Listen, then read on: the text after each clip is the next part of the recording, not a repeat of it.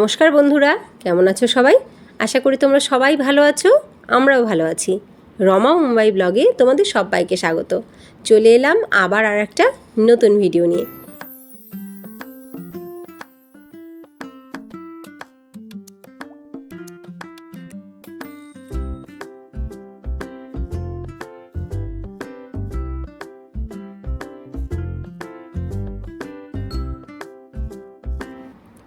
চলে এসেছি কিচেনে।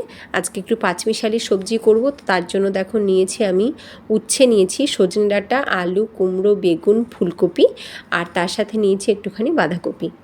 তো এই গত রবিবারে তো বাজারে যাইনি, গত রবিবার পয়লা বৈশাখ ছিল। তার আগের রবিবারে বাজারে গিয়ে এই বাজারগুলোই করে এনেছিলাম, সেইগুলো আজও রয়ে গেছে। তো এই সপ্তাহ ওগুলো দিয়েই কাটিয়ে দেব। আর তো ডিম, সয়াবিন, ডাল এসব তো আছেই সঙ্গী। তো এবার আমি কড়াইতে একটুখানি তেল গরম করে, সর্ষের তেল গরম করে তার ভেতরে পাঁচফোড়ন, ধনে, শুকনো লঙ্কা, তেজপাতা আর হিং ফোড়ন দিলাম। এইবার একটু কাঁচা লঙ্কা দিয়ে দিলাম চিড়ে। এবার এর ভেতরে দিয়ে দেবো প্রথমেই উচ্ছে দেব।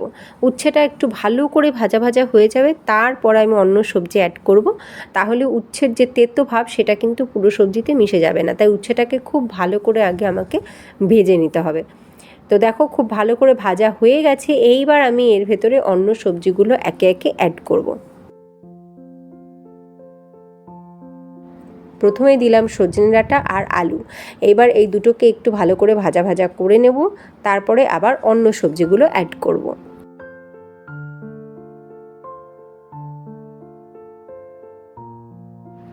কুমড়ো আর ফুলকপিও দিয়ে দিলাম, আবার একটু ভালো করে নাড়াচাড়া করে ভাজা ভাজা করে নেব। আর সব শেষে দেবো আমি বেগুন, যেহেতু বেগুন খুব তাড়াতাড়ি গলে যায়।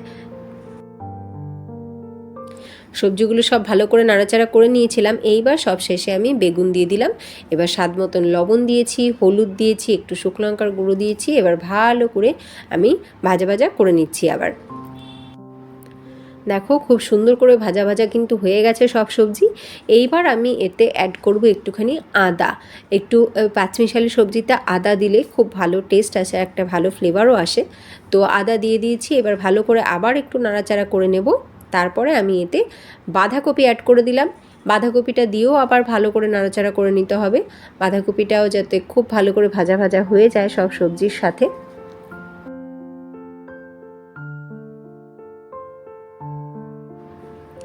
দেখো বাঁধাকপি দেওয়ার পরেও কিন্তু খুব ভালো করে ভাজা ভাজা হয়ে গেছে।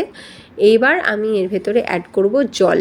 তো জল দিয়ে এবার আমি ভালো করে এটাকে ঢেকে রেখে দেবো, যাতে সব সবজি খুব সুন্দরভাবে সিদ্ধ হয়ে যায় এবং নুন ঝাল সবজির মধ্যে ঢুকে যায়।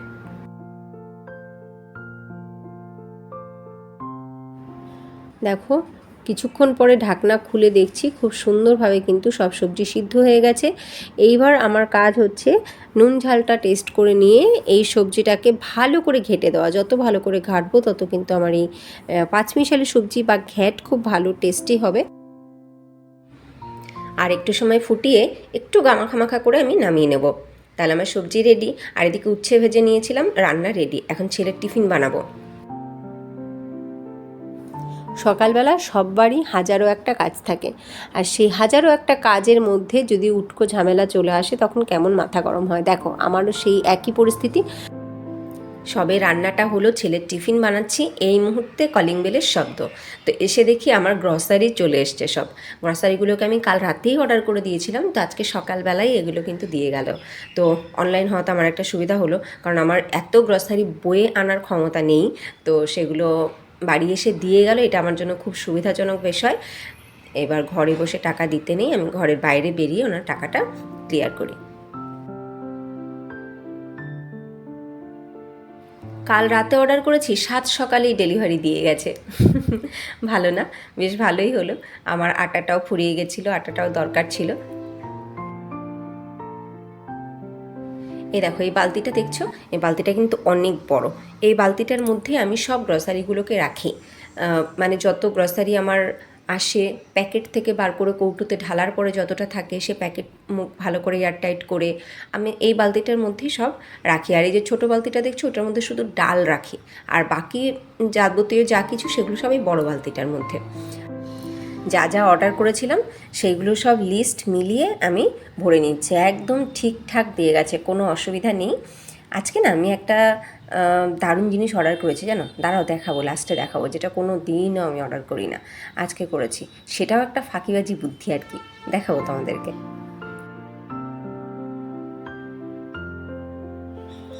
বাবাইয়ের সন্ধ্যাবেলা জল বিস্কুট খাওয়ার অভ্যেস বরাবর, তো ওর জন্যই 3 রকমের 3 প্যাকেট বিস্কুট অর্ডার করেছি। আমার জন্য সুগার ফ্রি বিস্কুট, আর তার সাথে অন্য সমস্ত কিছু রয়েছে, ডাল, সয়াবিন, লবণ, খেজুর, আটা, শুকনো লঙ্কা, গুড়, তারপরে চিড়ে, এই সমস্ত কিছু।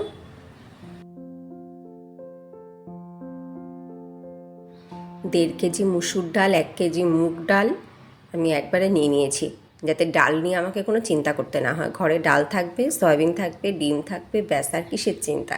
শুকনো জিনিস আমি একটু বেশি সবসময় রাখার চেষ্টা করি, কারণ বাজারে যাব কি যাব না, যেতে পারলাম না হয়তো, তাহলে কি না খেয়ে থাকতে হবে, ওরকম কিছু না। শুকনো জিনিস সবসময় ঘরে আমি মজুত রাখি। যেমন এই ছোটো বালতিটার মধ্যে ডালে কিন্তু ভরে গেছে, অরহর ডাল, বিউলি ডাল, মুগ ডাল, মুসুর ডাল, চানা ডাল। এই দেখো আচার, বললাম না ফাঁকিবাজি একটা কাজ করেছি, আচার নিয়েছি। কেন নিয়েছি বলো তো? কোনোদিনও নেই না যে ডাল রান্না করলে একটু আচার দিয়ে খেয়ে নেবো, বা কিছুই রান্না করিনি, শুধু রুটি বা পরোটা হয়েছে, আচার দিয়ে খেয়ে নেবো, ওই কারণে নিয়েছি। ওটা একটা ফাঁকিবাজি বুদ্ধি, তবে ভালো, ঘরে রাখা। অগতির গতি বা অসময়ের সঙ্গী হয় আচার। এইবার সব এনে এনে ক্যাবিনেটের মধ্যে ঢুকিয়ে রেখে দিই। ডালের বালতি ঢুকিয়ে দিলাম ভেতরে, এবার বড় বালতিটাও নিয়ে এসে এগুলোকে সব জায়গা মতন গুছিয়ে রাখি। বলে না আমরা পরিস্থিতির শিকার, পরিস্থিতি আমাদেরকে সব শিখিয়ে দেয়, আমাদেরকে দিয়ে সেই সব কাজ করিয়ে নেয় যেগুলো হয়তো আমরা কোনোদিনও করিনি বা করব বলেও ভাবিনি, সেইগুলো সব আমাদেরকে করিয়ে নেয় পরিস্থিতি। আমিও সেই রকমই একটা মেয়ে যে কোনো দিনও অনলাইনে কোনো কিছু অর্ডার করতাম না। এই রুমটা নেওয়ার পরে কিছু কিছু রুম ডেকোরেটিভ আইটেম সেইগুলো আমি অর্ডার করেছি, কিন্তু সেইগুলো আমার বরের ফোন থেকেই অর্ডার করেছি। আমি শুধু চুজ করে দিয়েছি, আমার বরই অর্ডার প্লেস করেছে। অর্ডার প্লেসের কোনো প্রসেসই আমি কোনোদিনও মাথা ঘামাইনি, দেখিনি, শিখতেও চাইনি। কিন্তু এখন আমি নিজেই অর্ডার করলাম, সাকসেসফুলি সেটা ডেলিভারিও হয়ে গেল। তো এখান থেকে সত্যিই আমি বুঝতে পারলাম যে আমরা কখন, কোথায়, কিভাবে, কোন পরিস্থিতির শিকার হব কেউ জানে না, সবটাই আমাদের শিখে রাখা দরকার। কিন্তু আমি কখনো শেখার জন্য আগ্রহই প্রকাশ করিনি। আমি জানি আমার বর তো আমার সাথে আছে, ওই সব সময় সব কিছুতে মুশকিল আসান হবে, কিন্তু এমনটাও যে হতে পারে ও যে আমার সাথে থাকবে না, আমি যে একা হয়ে যাব, সব কিছু যে আমাকেই সামাল দিতে হবে, এটা আমি কখনো ভাবিনি। তো যাওয়ার আগে আমাকে কিছু কিছু জিনিসের ট্রেনিং দিয়ে গেছে বলা যায়, একদম লিটারেলি হাতে ধরে ট্রেনিং দিয়ে গেছে। যেমন ধরো এই যে অনলাইনে গ্রসারি অর্ডার করা, অনলাইন টাকা পে করা, এটিএম থেকে টাকা তুলে আনা। এটিএম থেকে টাকা তুলে আনতে জানতাম, কিন্তু মাঝখানে বেশ কিছু দিন আমি এটিএমে যাইনি, টাকা তুলতে হলে ওই গেছে, তো সেইটারও একবার প্র্যাকটিস করানো, এগুলো সবও আমাকে দিয়ে করিয়ে গেছে।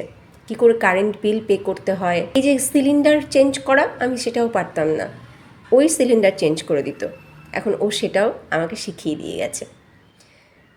সত্যি এগুলো সব আমাদের জেনে রাখা দরকার। এরকম ছোটোখাটো অনেক বিষয় আছে যেগুলোতে আমরা মাথা ঘামাই না, হয়তো কেউ আছে ফ্যামিলি মেম্বার সে করে দেয়, কিন্তু আজকে আমি নিজে রিয়েলাইজ করছি এগুলো সত্যি সব শিখে রাখা খুব দরকার। কখন কোনটা কিভাবে কাজে লাগে কেউ বলতে পারে না। বলো তো, এই সকাল সকাল এগুলো আসার কোনো দরকার ছিল? আর একটু পরেও তো আসতে পারতো, ছেলে বেরিয়ে যাওয়ার পরে। এখন আসলো, এবার এগুলোকে গুছিয়ে না রাখলেও আমার হচ্ছে না। তো ধরলাম যখন একবারে সবটাই গুছিয়ে রাখি, মশলা কোনটা কতটুকু আছে সেগুলোকে সব দেখে রাখলাম। এগুলোতে সব অল্প অল্প মশলা আছে কৌটোতে ঢালার পরে, তো এগুলোকে আমি সামনেই রাখি। এই মশলার যে ট্রলি, এই ট্রলিটার মধ্যে আমি রেখে দিই, এই দেখো এটার মধ্যেই রাখি। কিছু অর্ধেক ভাঙা প্যাকেট যেগুলো, সেগুলো এখানেই থাকে। তো সব সময় আমার চোখে পড়বে যে এই জিনিসটা এইটুকু আছে, নিয়ে নেব, তাহলে সব কিন্তু ঠিকঠাক রকমভাবে আমার ইউজ হয়ে যাবে। আর ভেতরে ঢুকিয়ে রাখলে এগুলো কোনটা কখন দরকার পড়ে হয়তো খেয়াল পড়বে না যে এটা আছে কি নেই, তো এগুলোকে আমি মশলার ট্রলিটার মধ্যেই রাখি। এই সকালবেলা এগুলো আসা দরকার ছিল বলো, কত সময় গেল আমার এতে। নষ্ট হলো বলবো না, গুছিয়েই রাখলাম সব। এই দেখো, এই ব্যাগটার মধ্যে কবে থেকে কিছুটা আতপ চাল, গোবিন্দভোগ চাল, দু রকমের চালই রয়ে গেছে।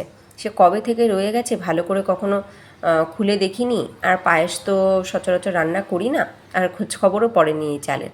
না, চালগুলোকে এবার একটু ঝেড়ে ঝুড়ে সুন্দর করে গুছিয়ে রাখি। এরকমভাবে প্যাকেটে আর রাখা যাবে না, গোবিন্দভোগ চালের গন্ধটাই নষ্ট হয়ে গেছে, একটু গন্ধটা নেই। তো যাই হোক, মোটামুটি মশলাগুলোকে গোছানো হলো, সব গ্রসারি জায়গা মতন রাখা হলো। এইবার আটাটাকে রাখি।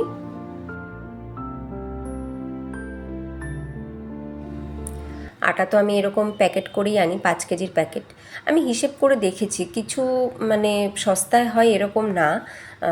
মানে যারা আটা গম কিনে আটা ভাঙিয়ে আনে, তাতেও কিন্তু ওই রকমই একই পড়ে যায়। আমি দেখেছি হিসেব করে, তো যে কারণে আমি আর ওই গম কিনে ভাঙানোর ঝামেলাতে যাই না, আমি আটাই কিনে নিই। তো এই 5 কেজি করে প্যাকেট আমি কিনি, আর এই প্যাকেটগুলোকেই কিন্তু আমি কাজে লাগাই আমার ওই ফুল গাছ লাগানোর জন্য।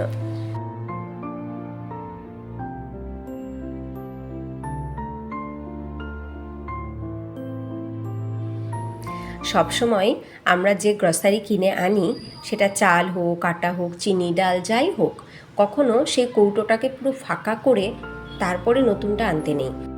কিছুটা কৌটোতে থাকতে থাকতেই আবার নতুনটা এনে ভরে ফেলতে হয়। আমিও তাই করলাম।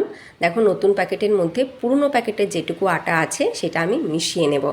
একদম খালি করে কখনোই আনতে নেই। তো আমি ওটা মিশিয়ে নিলাম নতুন প্যাকেটের সাথে। আমি কোথাও একটা শুনেছিলাম, ঘরে চাল, আটা, চিনি আর লবণ, এই 4টে জিনিস সব সময় মজুত রাখতে হয়, তাহলে নাকি সেটা আমাদের সংসারের জন্য শুভ।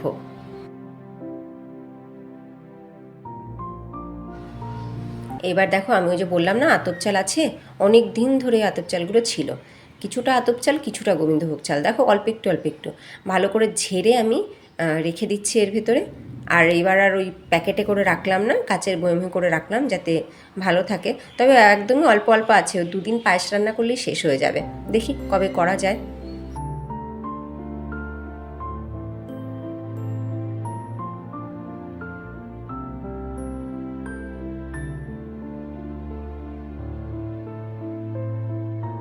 এ দেখো, এটা হচ্ছে গোবিন্দভোগ চাল। গোবিন্দভোগ চালেরও না গন্ধটা চলে গেছে, কবে থেকে যে এনে রেখে দিয়েছি কোনো খেয়ালই ছিল না। আর পায়েস তো সচরাচর রান্না করা হয় না, ওই কারণে এই চালের খোঁজও পড়েনি। তো আজকে দেখলাম, যাক ভালোই হয়েছে, সকাল সকাল সব এই গ্রসারি ট্রসারিগুলো সব গুছিয়ে রাখা হয়ে গেল। আমি আবার আগামী 2 মাসের জন্য অন্তত নিশ্চিন্ত, 2 মাস আমাকে আর কোনো গ্রসারি অর্ডার করতে হবে না। হয়ে গেল আমার 2 রকমের 2টো চাল রাখা। আমি কাচের জারে রাখলাম যাতে একটু বেশি দিন ভালো থাকে। এইবার পুরো ঘর আবার ঝাড় দিয়ে নিই। ঘর তো ঝাড় দেওয়া হয়েই গেছিলো, বাসি কাজ করা হয়ে গেছিলো আমার। তো এবার আবার ঝাড় দিয়ে নিই, তাড়াতাড়ি করে করতে হবে, ছেলের নইলে আবার লেট হয়ে যাবে।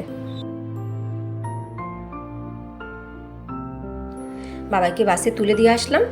দেখো, ঘরে ফিরে এতগুলো জামা কাপড় ভেজালাম, এগুলো সব আজকে কাচতে হবে। অনেক কাজ আছে আজকে, অনেকগুলো বাড়তি কাজ আছে আজকে। পাপোশগুলোকেও চেঞ্জ করব। এ কদিন যেগুলো পাতা ছিল সেগুলোকে তুলে রাখছি। আজকে এগুলো ধোবো না, আজকে এমনিতেই অনেক কাচাকাচির জন্য ভিজিয়ে রাখা হয়েছে, সেগুলোকেই কাচবো। কিন্তু এগুলোকে তুলে দিলাম। আমি প্রতি 1 মাসেই পাপোশ চেঞ্জ করি। দেখো, আগের ধোয়াগুলোকে পেতে দিচ্ছি, আর যেগুলো পাতা ছিল সেগুলোকে তুলে রাখলাম। আমি প্রতিদিন যখন ঘর ঝাড় দেই তখন ভালো করে পাপোশ ঝেড়ে নিই, ঝেড়ে আবার পাতি। তো অমনি করে আমি 1 মাস কাটাই, ওই 1 মাস পরে গিয়ে পাপোশ আমি ধুয়ে দিই।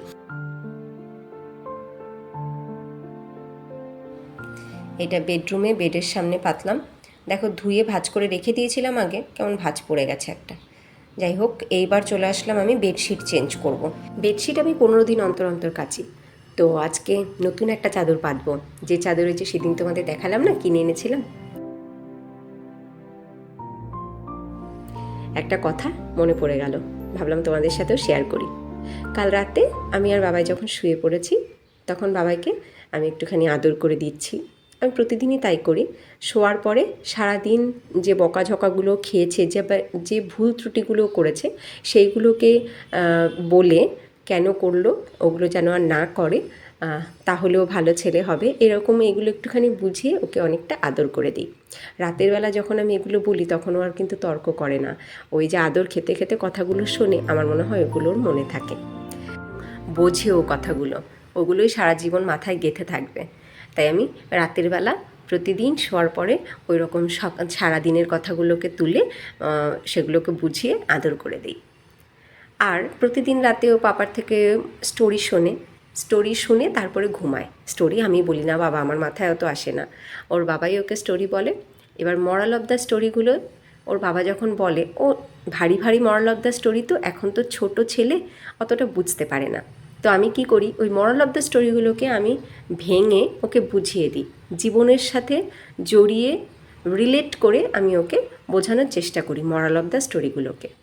ও প্রতিদিন কিন্তু সেগুলো শোনে, কতটা মনে রাখে জানি না। কাল হঠাৎ করে আমাকে বলছে, মাম্মা আমি একটা কথা ভেবেছি। বলছি কী বাবা?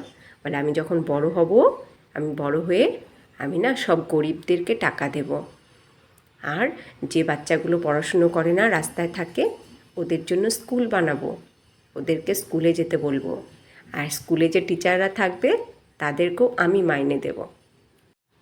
হঠাৎ করে ওর মুখ থেকে এই কথা শুনে আমি না কয়েক সেকেন্ডের জন্য চুপ করে গেছিলাম, ও কি বলল।